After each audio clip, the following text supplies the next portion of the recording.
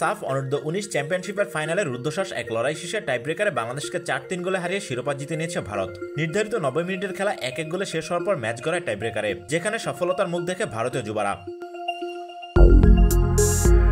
ম্যাচের শুরুতে চরম অঘটনের শিকার হয় বাংলাদেশ। দ্বিতীয় মিনিটে ভারতের অধিনায়ক সামির নেও মাঝমাঠের কাছাকাছি থেকে একটি ফ্রিকিক সরাসরি গোল পোস্টে পাঠান, যা রক্ষায় ব্যর্থ হন বাংলাদেশের গোলরক্ষক ইসমাইল হোসেন মাহিন। হাস্যকর ভুলে ম্যাচের শুরুতে পিছিয়ে পড়ে লাল সবুজের দল।